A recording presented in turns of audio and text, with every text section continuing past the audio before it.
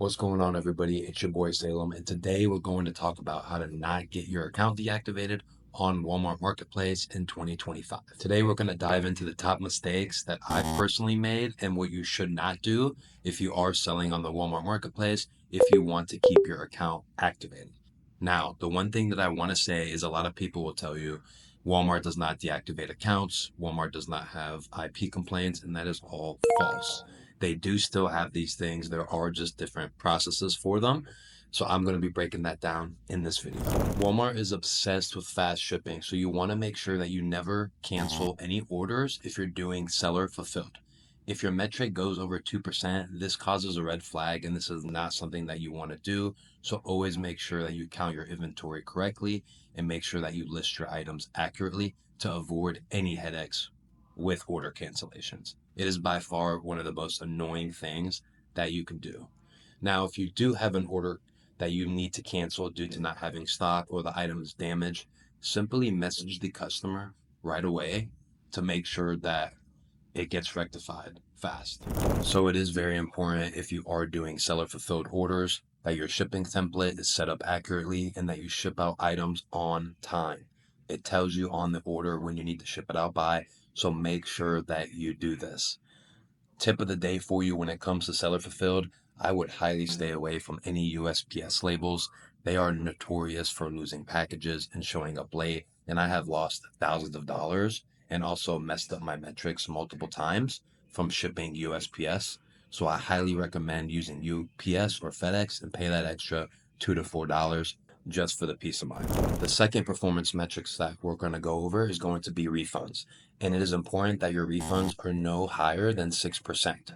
So the more volume that you do, the more lenient that the percentage is. Now, if you're first starting, it is very important that you control these to the best of your ability. You always have to remember one thing: control what you could control. Ship out on time, make sure you're selling an accurate item, and that's all you can do. Customers are always going to refund products, whether it does match the description, whether they use the item or not. You cannot beat that in 2025, and it's sadly something that I no longer do.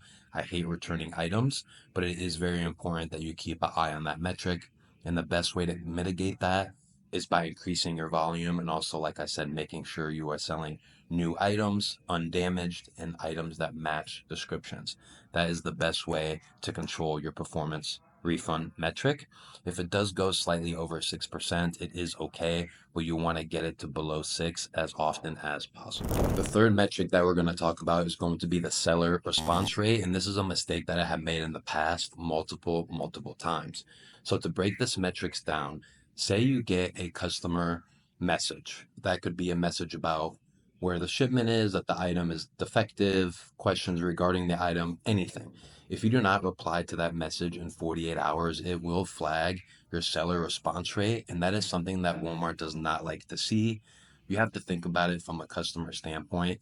If you're purchasing an item and you're reaching out to the brand or the seller and you need clarification and they're not responding, that is not good customer service, and that is not something that they want on their platform. So I strongly urge you to reply to messages as soon as you see them come through, whether that's in the Walmart app that is not available to everyone at this time, or that is through online through the Walmart Marketplace website. Make sure that you respond to customers. It is very important, and I have fumbled the bag multiple times in the past. So this one for me is top priority. The last two metrics that there are to talk about are going to be your on-time delivery rate and your tracking rate. And as long as you're shipping out your items on time and you are using UPS or FedEx, you will have no issues with those two metrics.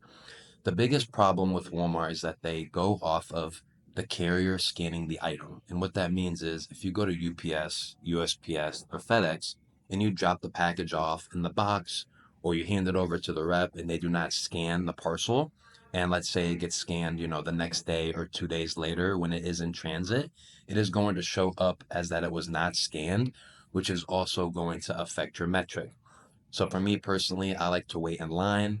However, my UPS, FedEx, and USPS know me very well. So when they see me come in, I hand them the box and they already know what to do, right? But it is just very important to be cautious of these things.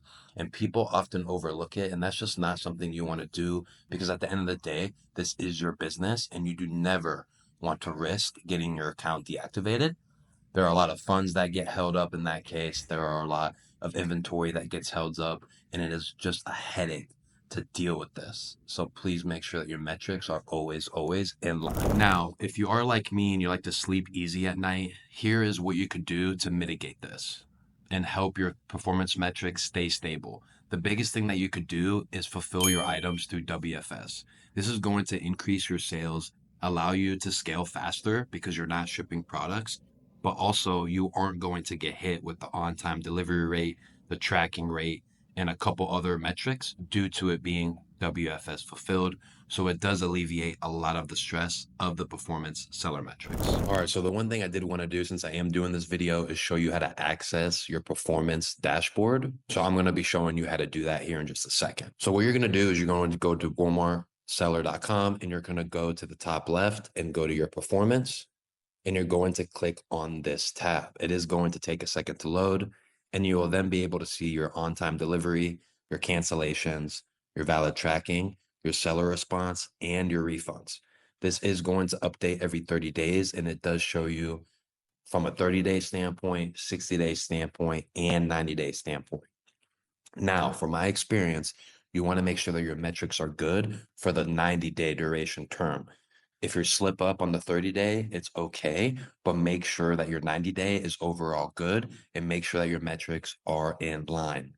If you do decide to dive deeper into one of the metrics, you could simply click on View Details, and it will then show you all of the reasons why the score is impacted, along with a report that you can download that will show you what orders and what tracking numbers are affected.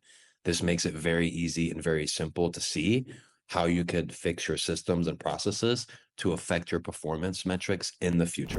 Another thing that you could do is making sure that you're selling fast moving items to mitigate return risk. So for example, electronics, household items, apparel, those typically have a higher return rate than, let's say, a salad dressing ranch or a beauty lip balm, right? So you have to take that into consideration when it comes to your return rate as well.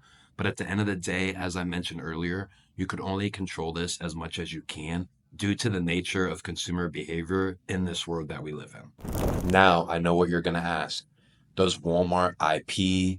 Does Walmart do inauthentic claims? And to answer your question, the answer is yes. They do follow these guidelines. And now that it is 2025, they are more strict than they were 2 years ago when I started on the platform.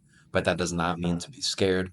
I'm going to go over what you could do to mitigate the risk of getting these as well. So if you were to receive an IP complaint, and if you don't know what that is an intellectual property complaint, and you typically get those from selling brands that you don't have the authorization to sell. For example, it's typically going to be your small to medium sized brands that are typically owners like business people like ourselves that aren't the big name brands like Colgate and Dove. Those big name brands don't have the capacity to monitor as much as the smaller brands. So that is something to look out for. There are a few ways that you could get an authentic claim. You could get that through the brand emailing you or sending you a letter, which is called a cease and desist, to take down your listing. If you do receive one of these, I would highly recommend trying to sell out of the item in less than 5 days. And I would not recommend reaching out to that brand unless you do delete the listing and you could then inform them. Now, if you do get a letter in the mail, it is important to take this more seriously. Sometimes emails are just kind of scare tactics, but if you do receive a letter in the mail from the brand or through an agency referring to the brand, then you do want to sell out and be respectful and do that as quickly as possible. Another way that you might get hit with a policy is through Walmart. You'll receive an email that is linked to your Seller Central, and it will say item ID blank blank blank has been removed due to Walmart's policy. Please respond that you understand the policies, and they typically will link a article on that policy so you could read it to get informed on how to not let that happen again. Now, from my experience, I have received 20 uh, complaints from Walmart and from brands, and I have followed through every time and have not had any issues. So as long as you are aware of your business, tracking your performance metrics, and being aware of what you're selling, and checking your mail and your inbox, then you should have no problem with any of this. Where people go wrong is they get content, they delegate too much, and they don't look at their account and think that everything is good, when in reality, you never know what you're going to wake up to when it comes to inauthentic claims or even customer questions. All right, everybody, that's a wrap. I hope this video has helped you with the answers and questions to how to make sure your Walmart account does not get deactivated. If you follow these steps that I mentioned and you make sure you are in tune with your business, you should have no problem with this. Please make sure that you like, comment, and subscribe, and feel free to let me know what videos you'd like to see next. I'm dropping a video every week, and I'm spreading the knowledge that I've learned these last 2 years. So thank you guys so much, and I'll see you on the next one. Keep that account health in check.